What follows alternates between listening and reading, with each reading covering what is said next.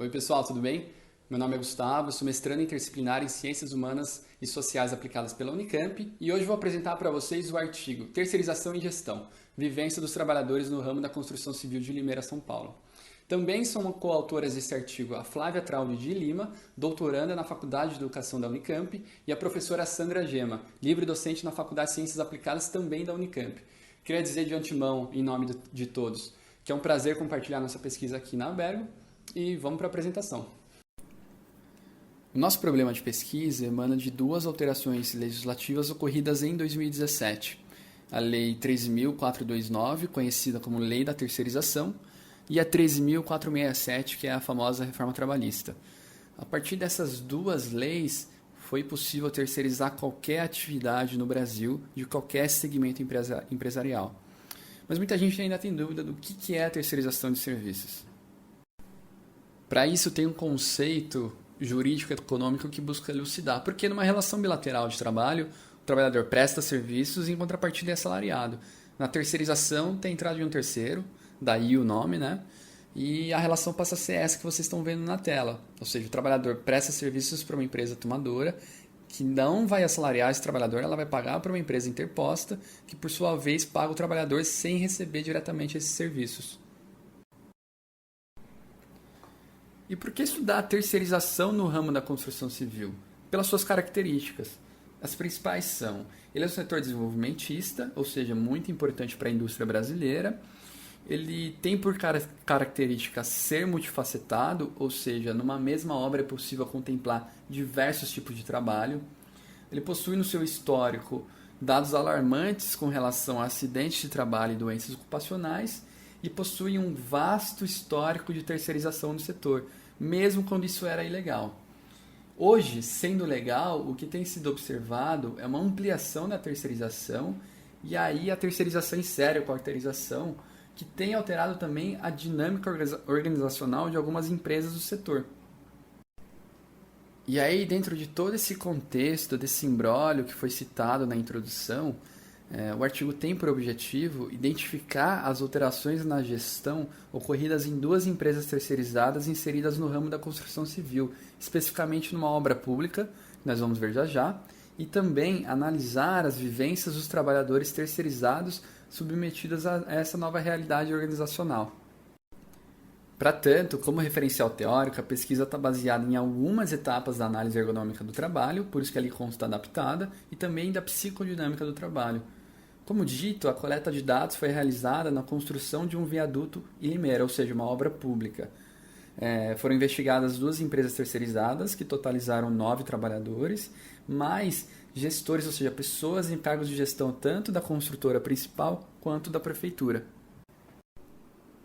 E então, respeitando o referencial teórico com relação aos terceirizados, os convites foram abertos no próprio canteiro de obras, de modo que a participação foi espontânea.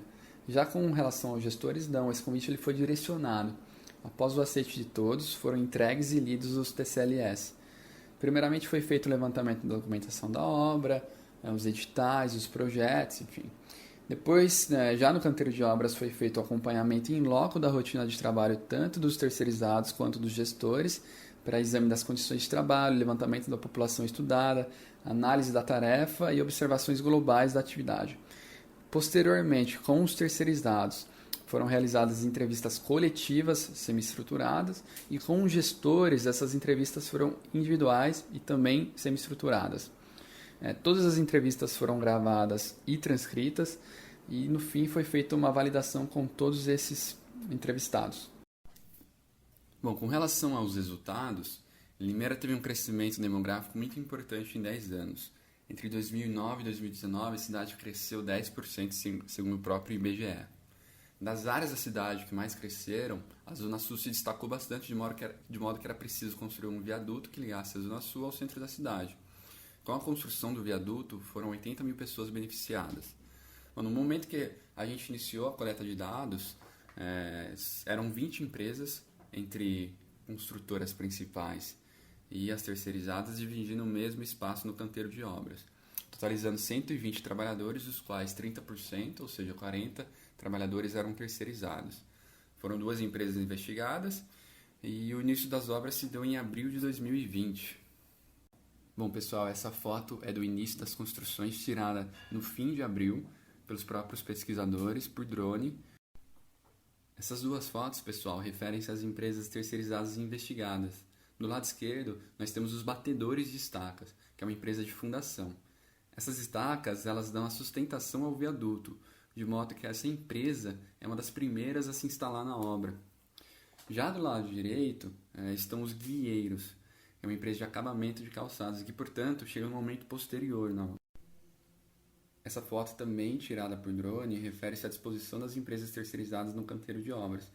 Então, os batedores de estacas, aquela empresa de fundação, aqui na foto está representada pelo número 1, é possível ver que eles formam uma linha linear no canteiro, exatamente onde o viaduto vai passar. Já os guieiros, como eles fazem o acabamento dessas calçadas, eles estão em todo o perímetro da obra, circundando a rotatória. Bom, depois da permissiva legal de se terceirizar qualquer atividade, a demanda por empresas terceirizadas também aumentou.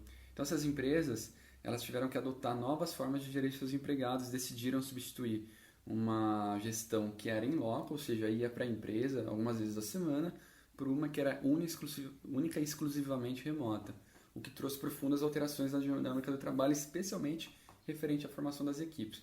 Porque antes, as equipes elas eram deliberadas em conjunto com os trabalhadores. Com a vinda da nova gestão, hoje elas são determinadas de maneira impositiva, ou seja, os próprios gestores que escolhem as equipes de trabalho. Logo, a rotatividade desses trabalhadores terceirizados dentro da mesma empresa passou a ser frequente, as equipes dificilmente voltam a se repetir, o que causa uma descontinuidade no trabalho desenvolvido e principalmente um rompimento dos laços efetivos, porque algumas equipes já trabalhavam juntas há anos. O que tem sido percebido é que essas alterações impositivas nas equipes são passíveis de gerar sofrimento aos trabalhadores. Inclusive, isso fica evidenciado em alguns recortes que nós trouxemos novamente. É difícil, porque tem uns aqui que eu conheço já faz anos, já está acostumado, mas agora não deixam mais a gente formar nossas equipes. Ah, cara, antes era bem melhor, viu? Quando vem alguém diferente, a gente tem que parar e ficar ensinando. Às vezes você fica até meio assim do cara fazer errado. Mas o mais interessante, o mais bonito nisso tudo é que os trabalhadores não recebem essas situações desafiadoras, passíveis de gerar sofrimento de maneira inerte. Então, quando essas alterações estruturais ocorreram, eles se viram diante da necessidade de conceber. E o que foi feito? Eles refutaram, de uma certa maneira, essa gestão remota, passaram a se organizar em loco, ou seja, já no canteiro de obras e não na empresa, como eles faziam antigamente, e ali eles deliberam, criando estratégias para enfrentar dificuldades impostas pelo real do trabalho. Essas possibilidades das formas mutáveis de configuração do trabalho foram externadas algumas vezes pelos obreiros. Abre aspas. Agora a gente gasta mais tempo se ajustando, mas já que eles não ficam mais por perto, os gestores, dá para fazer as coisas mais do nosso jeito. Fecha aspas. Inclusive a gente tem um exemplo muito bom. O exemplo do sensor ele é fantástico. Por quê? Quando o sensor da máquina quebra, e isso realmente acontece algumas vezes com essa máquina, pela prescrição, quem deveria realizar a troca do sensor era o soldador, ou seja, o trabalhador externo que está ali no canteiro de obras do lado da obra. De modo que o operador da máquina, e portanto de dentro da máquina, faria a conferência no painel e daria o ok. No entanto, pela conjuntura daquela equipe, quem detinha a destreza para realizar a troca, ou a agilidade, como eles mesmos citaram, era o operador da máquina. Então o que eles fazem? Eles se encontram no canteiro, conversam rapidamente e decidem inverter os papéis, contrariando a prescrição. De modo que o operador é quem escala a máquina e realiza a troca, e o soldador vai para dentro, faz a conferência, dá ok, o operador desce e os papéis são reestabelecidos.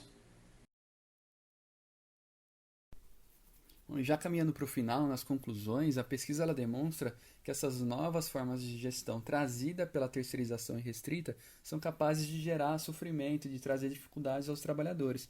Por outro lado, esses mesmos trabalhadores não permanecem inertes. Eles reagem, concebem a partir desse tensionamento, o que evidencia também formas de cooperação no trabalho. Agradeço a atenção de todos e fico à disposição. Obrigado.